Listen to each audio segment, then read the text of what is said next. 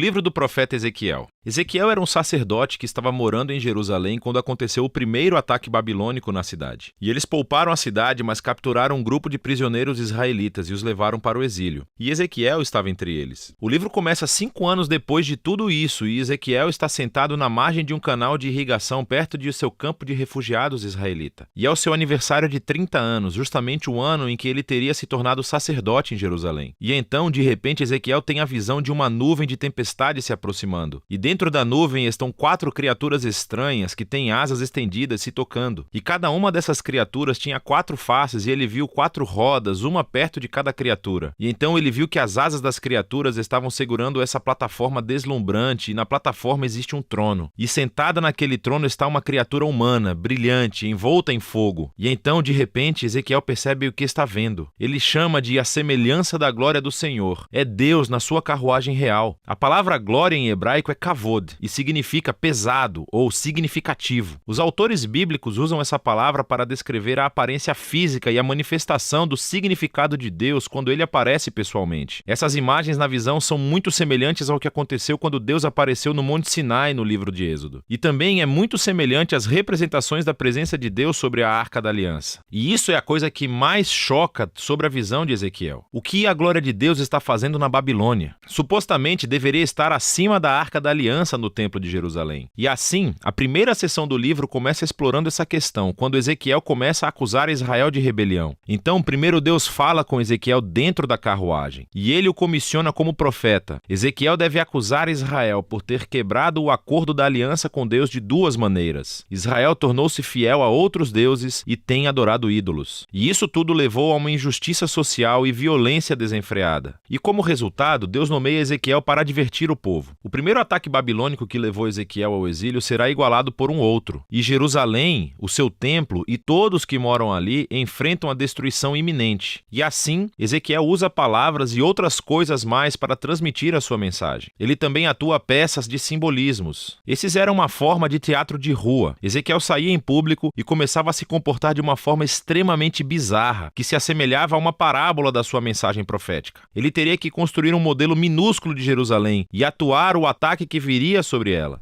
Ou deveria raspar todo o cabelo e depois cortá-lo com uma espada. Ou, o mais extremo, deveria desempenhar o papel de bode expiatório no dia da expiação. E teve que se deitar de lado por mais de 1 ano comendo comida cozida em cima de cocô, como um sinal da comida desagradável que as pessoas teriam que comer durante o cerco de Jerusalém. E talvez o mais desalentador de tudo seja a má notícia que Deus deu a Ezequiel, que ninguém iria ouvi-lo. Israel o rejeitaria por causa de seu coração rebelde e duro. E isso lembra a descrição que Moisés fez do povo após as rebeliões no deserto, quando ele previu que o exílio um dia aconteceria e Ezequiel teve o infeliz privilégio de ver tudo acontecer. E então Ezequiel, desanimado, começa a executar a sua tarefa. E depois de cerca de 1 ano, ele tem outra visão, e esta é sobre o templo. Ele faz uma turnê virtual pelo templo e vê o que está acontecendo lá na sua ausência, e isso não é bom. No pátio externo, em frente ao templo, ele vê uma estátua gigante e inativa, e ele vê os presbíteros de Israel adorando outros deuses,